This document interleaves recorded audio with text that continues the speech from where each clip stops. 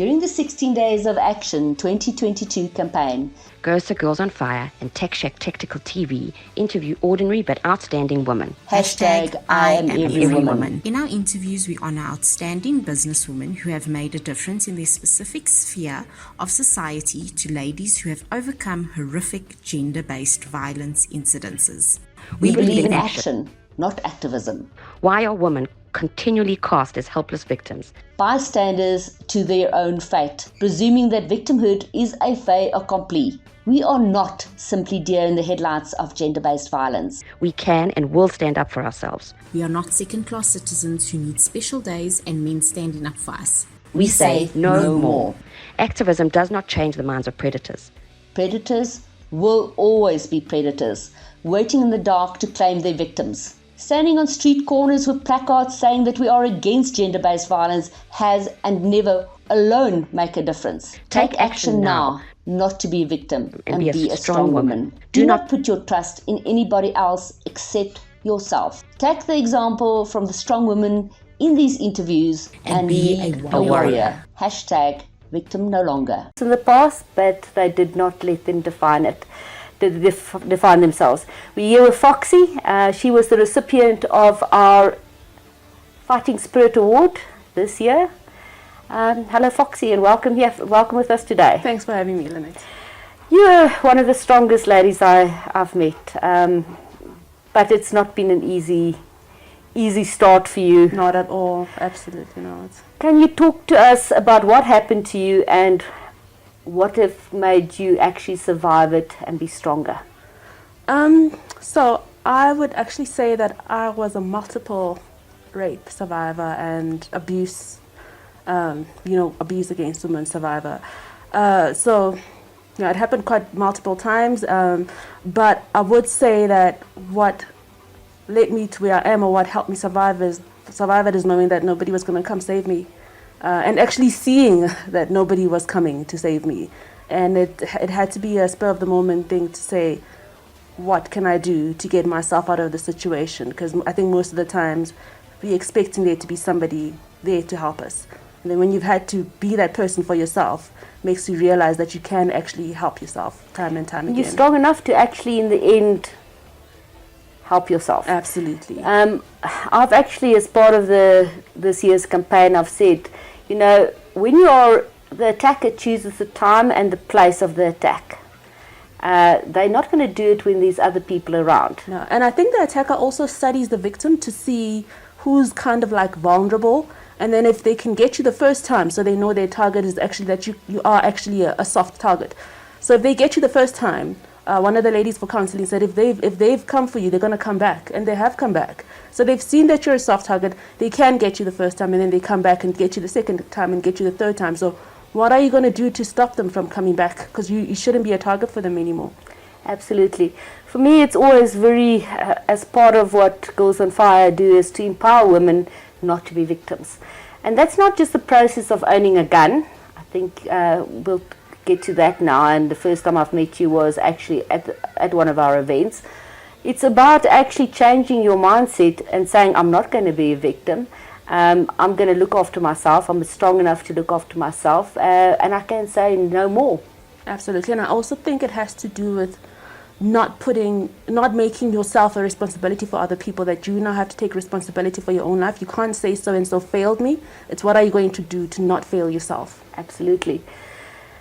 When you shot for the first time, you actually made the remark that it changed something in you. When I shot for the first time, I was really trembling because it was for the first time in a number of years that I'd been on the other side of the gun. Because of the rape, it was at gunpoint. So I was used to being... It was a...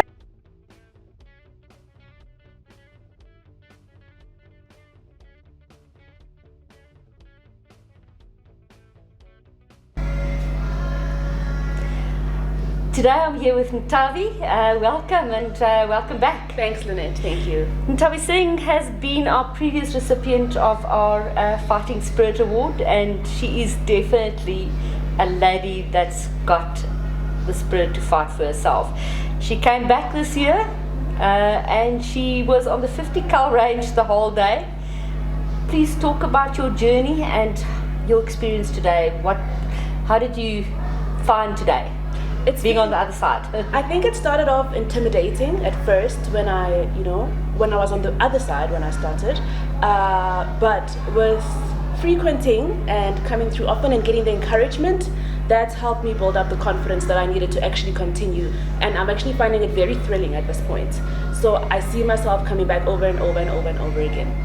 Fantastic. How did you find the people today? There's a lot of different people, from young to very old, and you on the big gun today. Are you? Do you still have hearing left? I can still hear you. I'm very glad about that. What counts is that I can still hear. So I think I've got a bit of hearing left. It was absolutely lovely working with the different people and different experiences, young and old, and even the smallest ones. It was absolutely thrilling. And I think it's encouraging to see older people doing it and the youngest people doing it. So it kind of gives you the confidence that you too can also get in the gist and get to do it. Do you think this is an empowering experience for women? I would recommend more women to actually do it, because I didn't even see myself doing it before. I had no interest in it, but the more often you do it, the more you practice, the more you gain the confidence to push through and maybe consider doing it as a sport even. Yeah. There's some awesome, you only saw the one side today, but you have done the whole thing the last time. Yeah, the last time I did the whole thing. Okay.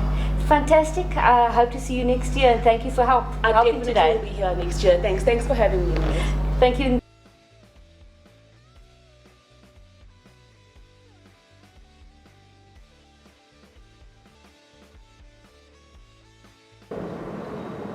Lynette Oxley here for Tack Shack Tactical TV and GOSA Girls On Fire. Fire's 16 days of action for no violence against women and children. I'm here with Nthabi. She's helped out. She's a girl on fire, and she's been involved very much in the Girls on Fire initiative in the last couple of years. Also a previous winner of our Fighting Spirit Award. Welcome, Nthabi. Thank you so much for having me, Lynette. Tell me, who is Nthabi right now? What is your story? Well, and then maybe go into your story, what happened to you. Sure. Okay, so my story previously, before I get to right now, I was raped by my neighbour in my own bedroom and at gunpoint, and I couldn't really go to the authorities. It was actually multiple times, and one of the times he kidnapped me and drove away with me. So so that was then.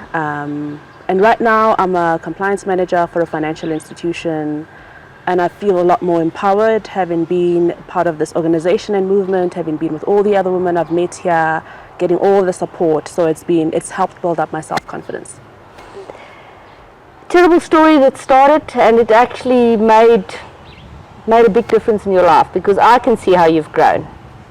Absolutely, it's made a huge difference because you actually get to see that you are not a victim, because when that happens you feel powerless and you feel like you're a victim. But then with this movement you get to learn other ways to protect yourself and to stand up for yourself and to say, look, it's not about you, it's about the other person and how messed up they are. You're actually okay.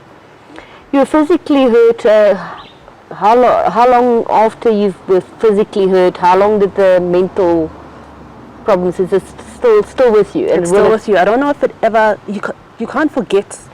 It's one of the things that you can't forget. It's still with me.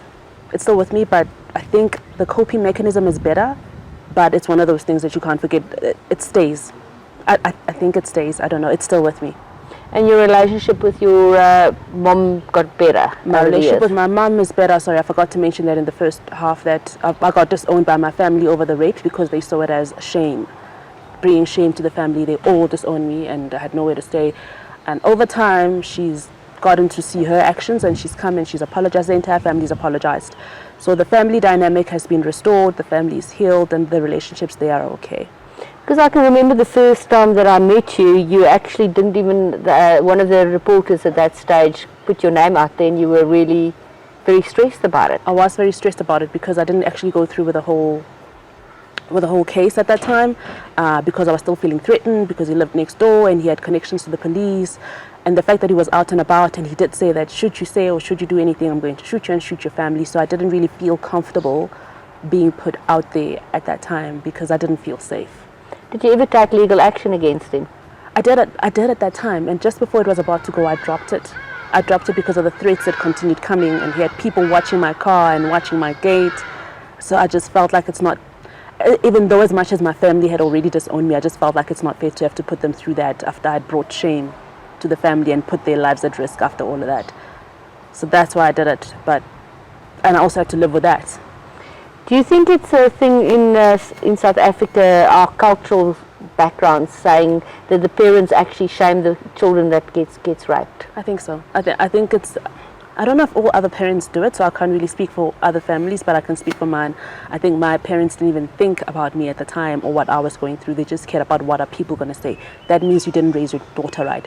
And she said it's because you wear short skirts. So you brought this up on yourself. You need to ask God to forgive you. So it's got a little bit to do with brainwashing. I think it's how they grew up and how they were brainwashed. And it's very difficult for them to let go of it and to actually look at the situation for what it is. So I spent time as well at that during then blaming myself to say, why did I dress like this? Why did I? But also, over time, then you realize it's actually not my fault. That human beings messed up. They're messed up in their head. But family dynamics and cultural backgrounds, I think it's also how they grew up back then and how they need to let go of that thinking and look at it for what it is. So if this happens to somebody, it's not about them. It's about that person doing that to somebody that did nothing to deserve it. Absolutely. If you've got a message out there for the girls for the 16 days of action, what would you say to them? Those that can help the others. I feel like we need each other. A lot of people feel alone. A lot of people feel like they don't have support. So if you have the ability, help those that don't to be able to stand on their own 2 feet and actually take charge of their lives, because we can do it, but we need each other and we are not victims. Thank you very much, Nthabi. Thanks, Lynette. Thank you. I'm a girl on fire, I'm not a victim, a girl on fire, I'll stand my ground, girl on fire, I've made a choice, I stand proud. I'm a girl on fire, I'm a mother, a daughter, a sister, a friend, I'm every woman. I have taken up arms and I choose to defend all that I hold dear. Independent and strong, you will not keep me down, you can't break me.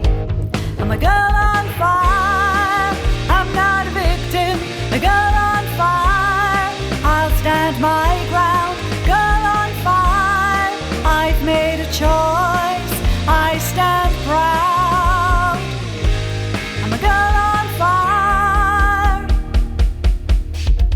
Countless hours on the range, I am responsibly armed, I am your equal.